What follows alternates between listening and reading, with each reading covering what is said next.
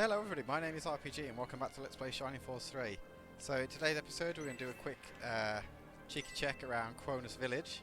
There's a little bit to get here. There's a fair bit of story about the Vandals themselves. There's a couple of bookcases in here. And a really interesting parallel there is that it's just mentioned innovators as well. I don't think innovators really are mentioned again until probably sometime during Scenario 3. I didn't even realise there was a large mithril in here, so it's a good job that I walked in here actually. And we got a little bit more about the Vandals and the Innovators now. What I find quite interesting about this part of the translation is that in the actual English version of Scenario 1, Abdark actually isn't named. He's either just called Lesser Vandal or Inferior Vandal or something like that. And although the cutscene plays out pretty much the same from what I remember, that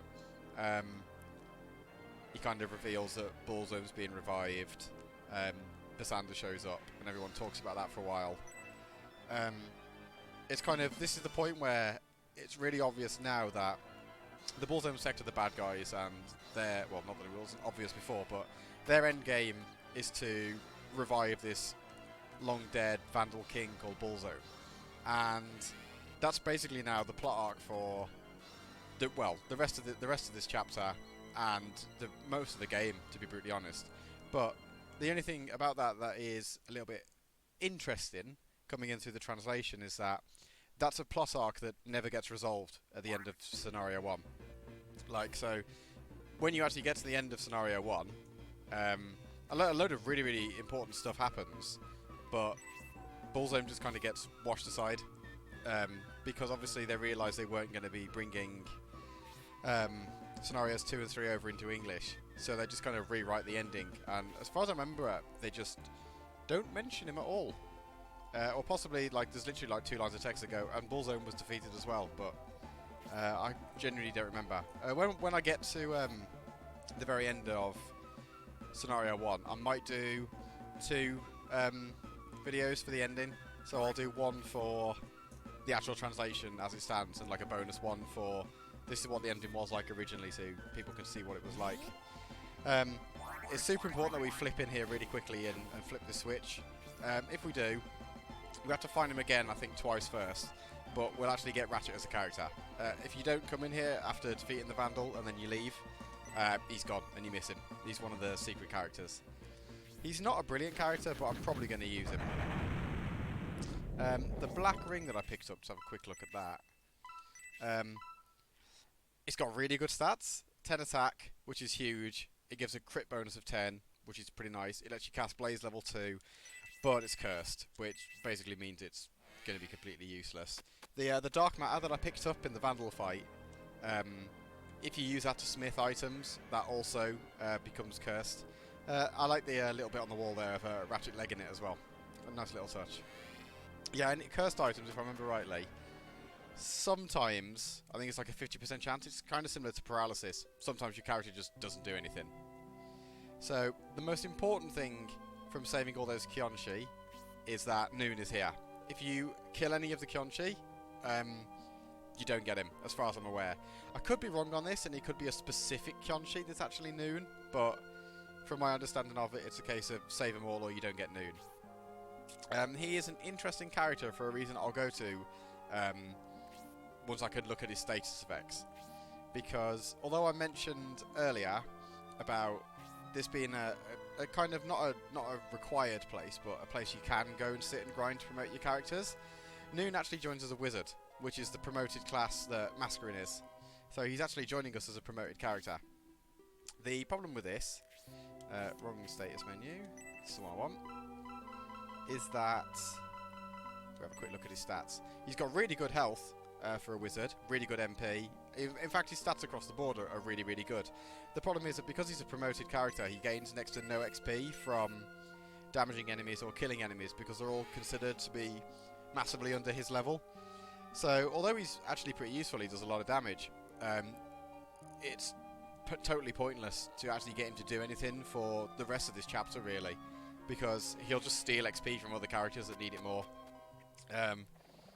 So basically what that means is he's going to be in battle, but all he's really going to do is occasionally he'll throw a free spell at an enemy if it's one that I desperately need killed, but he won't be actually taking kills for himself. He'll just be weakening them so that someone else can. So apart from the Brave Apple that I looted on the way to the graveyard, that Bright Honey I think is the only item of any real worth in the whole town. I think there might be an item maybe in one of the houses. I could be wrong on that front though. There are a couple of NPCs that I'm going to talk to. This is a really, really small town, so it's not particularly long to actually go all the way through. As far as I'm aware, there's nothing in any of the crates or the barrels, so I'm just not bothering to loot them. Ah, this is the church, so I'm not going to bother in here. There's no NPCs in here to talk to anyway. I'm pretty sure this stone house is empty, so I'm not going to bother with that one. This might be the shop. If this is the shop, that's pretty good, because there are a couple of things I want to pick up in here. Yep, right. So, there's a couple of upgrades we've got available now. I'm going to sell Symbiosis Knife, because I already know this is where I can get a new one. I'm also going to sell... does Cybele's have a spear? Yeah, we'll sell Cybele's regular spear.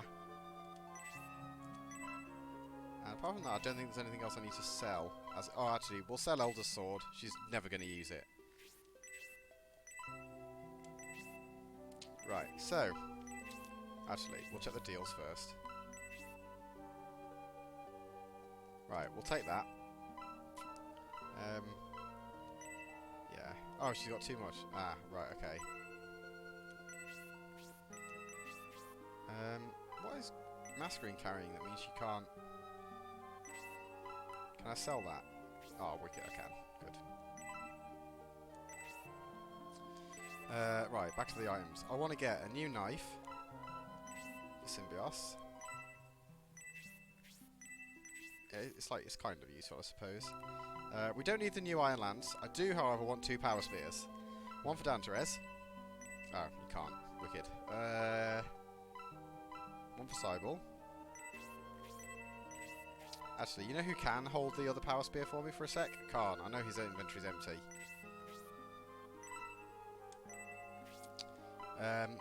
The reason I'm hanging on to the other old spear for Danterez is because there's going to be ruins, and I think it's either this chapter or the next one, where you need to hit a thief 3 or 4 times, so I'm probably going to send Danterez in and just have him just whack away with a really, really awful spear, just to make sure he can't kill it. So I'm now going to buy Obright this power... Oh, Obright also can't carry things. Excellent. Right, Khan, you can carry this axe as well. Is there anything else, really? This wand, I think technically is an upgrade if you want to hit things, but I'm not going to bother. Steel arrow for Hayward. Oh, does he already have a steel arrow? I didn't think he did. Right, let's just juggle around some gear really quickly. Oh yeah, he does have a steel arrow. Right, Khan, you need to give this spear to Danterez. Trade it for his black ring. Nope. And don't equip the black ring. And you need to give this power axe to Obright. So this isn't technically a damage upgrade for him at this point, but that's because I believe he's hit level 1 with the Tomahawk, which is the only reason that pushes that up. So, the other thing of note in here is this guy. There aren't very many accessory shops, generally. Does he have anything special? Nope. What he does sell, though, is the silver ring, which is defense 2, luck 1, the bracer, which is attack 2, and the bracer, which is defense 3. I'm going to get a bracer for Danterez, which he can't hold. Excellent. Get one for Khan. And... we'll actually get 2. We'll get 2. Oh. Oh, power runges for 5 gold. I don't know what the power runges do, but go on then. So, whatever they do... Okay, so it's only equipable by female characters.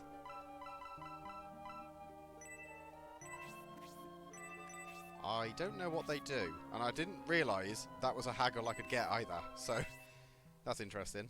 I've forgotten who I was moving things around on now. Khan's got a... What do these do? Oh, okay. Counter plus 12. I don't think I've got a female character I really particularly want those on for now. But I want this for Danterez because he's too squishy. And this one...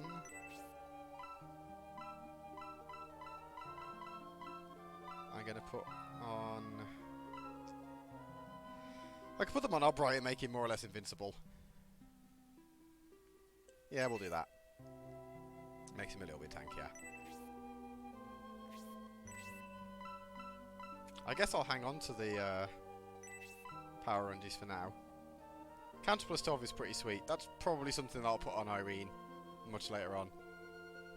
Because the life ring I'll probably move to other characters at some point. But I'll keep those for now. They might come in handy at some point.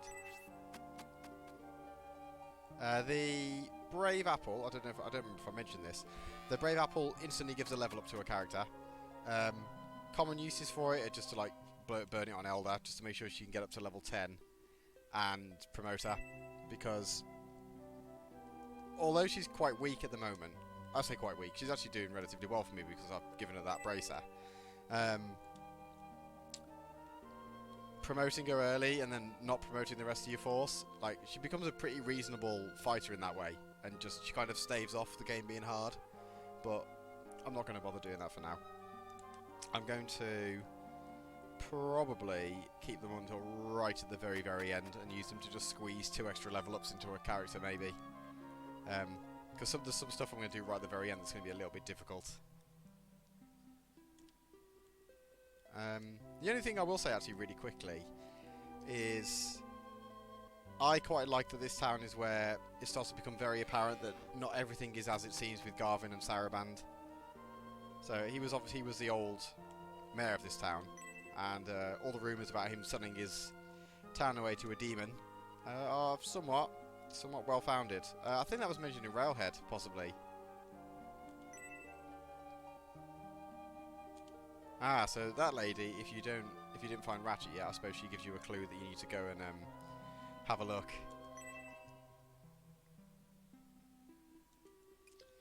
Very interesting. I genuinely don't remember that it paints Garvin as such a bad guy so quickly. But again, we won't see any more of Garvin. But he shows up quite prominently in Scenario 2.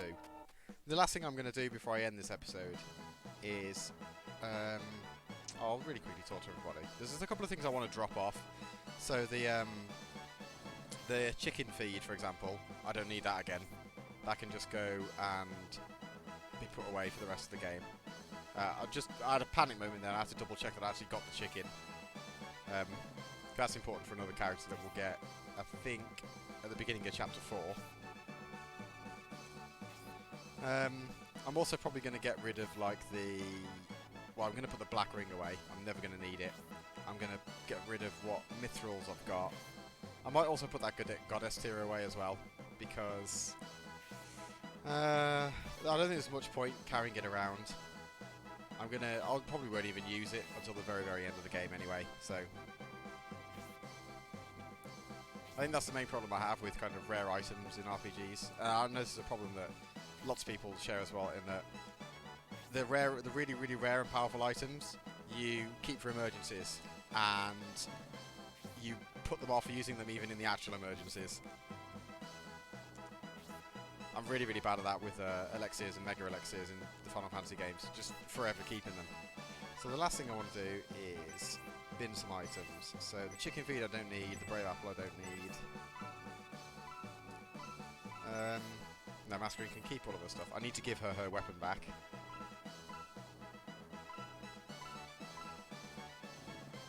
Sideball, you can put one fairy powder away.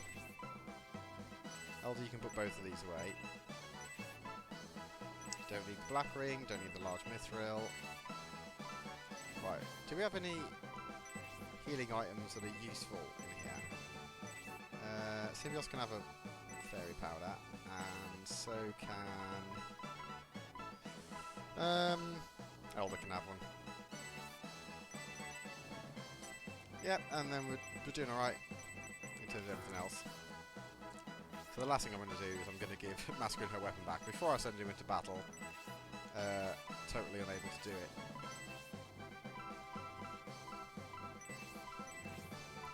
Right. Oh, actually, while I remember, and I'm in the status menus, let's have a quick look at... Can I look at... No, I can't. I have to do it through status. I just wanted to do a quick comparison of magics at the minute. So, Masquerade, Blaze, level 1 is 15 power and 2 is 17. Spark, level 1 is 20 power. So, it is a tiny bit more powerful than Blaze level 2. But it does cost quite a bit more mana. It costs 8 as opposed to 5. It's the sort of thing that, in an emergency, that's the sort of thing that I cast. But for general purposes, I just use Blaze 2 or Blaze 1 if I only need to do single target. If I go down and check Noon, he only has the free spell. But that's level 1 and has a power of 18. So although it costs 1 more mana, it does do a little bit more damage than Masquerade's level 1 Blaze spell. But obviously he's got no AoE in his kit at all yet. But that will change, that will change. Although Noon starts as a promoted character, he does begin with really just 1 spell, basically, which is quite interesting. Most spellcasters, when they come promoted, come with a whole host. So what I'm going to do now is I'm going to let this little scene play out, but I'll say now, because I'm not going to do the battle without this, thank you very much for watching, and I hope to see you next time.